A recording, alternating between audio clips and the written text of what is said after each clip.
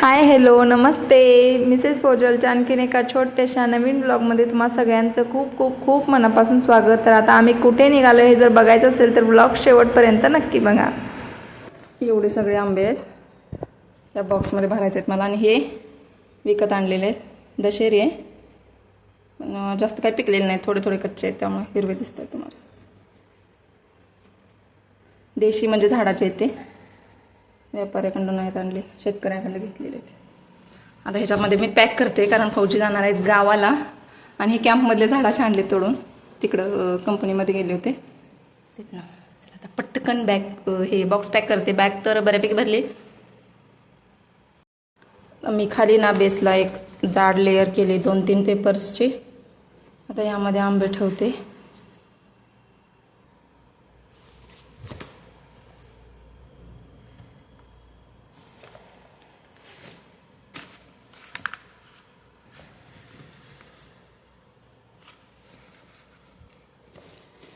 जेवढं बसते तेवढं घालायचे.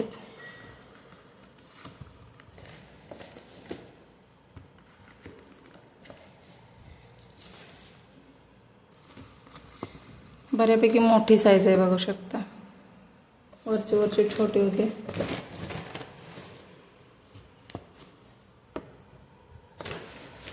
आता मी व्हिडिओ करते स्टॉप आणि व्यवस्थित सेट करून घेते आंबे सगळे बॉक्समध्ये. एवढे बसवलेत आता मी. आता का पिकलेले पण घालायचे.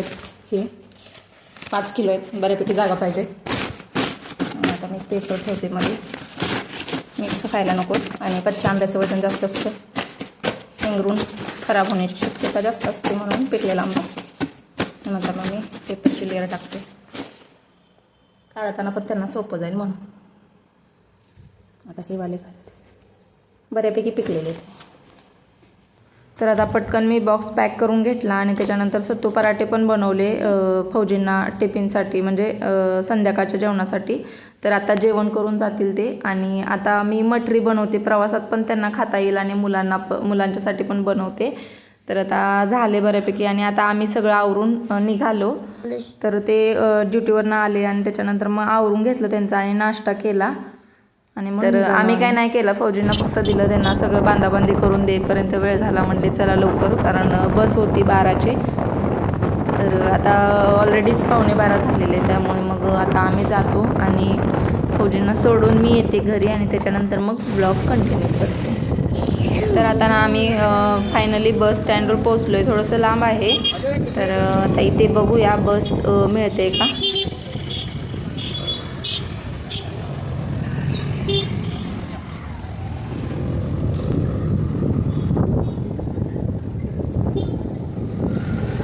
तर आम्हाला बस स्टँडवरती गेल्यानंतर समजलं की बस ऑलरेडी निघाली आहे. तर तिथे बिलासपूर चौकमध्ये बस भेटेल.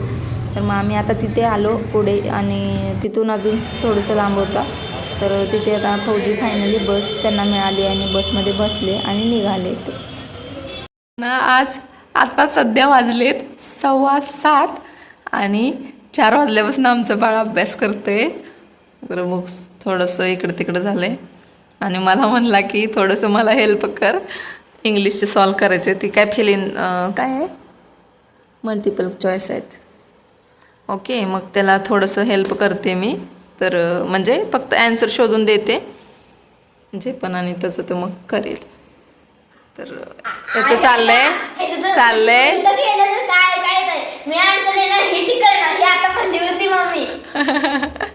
ओके, मी टेक करते, त्याला काय तेव्हा तू ॲन्सर देणारच ना. ओके, आता व्हिडिओमध्ये सांगितलं, आता नो चिटिंग. तर ना दुपारी मी फौजींना मी आणि आधी सोडून आलो. त्याच्यानंतर नाश्ता पण केला नव्हता, त्यामुळे मग नाश्ता केला, म्हणजे जेवलोच रॅदर. तर त्याच्यानंतर मग आयुष्याला 1 वाजता आणि मग थोडंसं त्याचं चाललं होतं त्यांचं दोघांचं. आधी झोपला होता, मग परत मी काही व्लॉग केलाच नाही, डायरेक्ट आत्ता स्टार्ट करते. आता 7:15 वाजलेत आणि सकाळी मी मटरी बनवली ना, मग त्याच थोडंसं ना कणिक शिल्लक होती, मग त्याच्यात मी पुऱ्या बनवून ठेवलेल्या आहेत आणि आता भाजी करायची फक्त. आणि छान असं दुपारी आम्ही सत्तू पराठेच खाल्ले आणि त्याच्यानंतर मग आता संध्याकाळी आता त्याच पुऱ्या खाणार आहे, कारण मग अशीच बनवले 4 वाजता. तर त्याच्याबरोबर काहीतरी सब्जी बनवते. आयुषचा वर्क चालला आहे आता. हा वर्क मला कंप्लीट करून द्यायला सांगितला आहे, मला टास्क दिला आहे त्याने. तर चला आता करूया थोडीशी मदत, कारण ना खूप जास्त त्याचा पेंडिंग वर्क जो आहे तो कंप्लीट करायचा चालला आहे. आता जवळजवळ 8 दिवस झाले एप्रिल मंथचा पूर्ण वर्क तो कंप्लीट करतोय. बऱ्यापैकी होत आला आहे आता. आणि रेग्युलर वर्क जो आहे तो असतोच, त्यामुळे थोडंसं लोड होतंय. लोड होतंय बाळाला आमच्या जरा. तर काय नाही, आता 1-2 सब्जेक्टच राहिलेत ना. 2 सब्जेक्ट कंप्लीट म्हणजे बाकी पण झालेत ना 50-50. हां मग होत आलंय आता बऱ्यापैकी. तर आता आधी बसला इथं माझ्या मांडी. जरा आता थोडीशी कामं आहेत, दूध वगैरे तापवायचं आहे. तर चला आवरून घेते सगळं आणि त्याच्यानंतर भाजी बनवते. जेवतो आम्ही छान. आता 8 वाजता जेवतो, लगेच काय जेवत नाही आता, काही भूक पण नाही लगेच. आता हा मी व्हिडिओ इथेच एंड करते. व्हिडिओ आवडला असेल प्लीज लाईक करा, शेअर करा, कमेंट करा आणि चॅनलला सबस्क्राईब केलं नसेल तर सबस्क्राईब जरूर करा. Thanks for watching. बाय.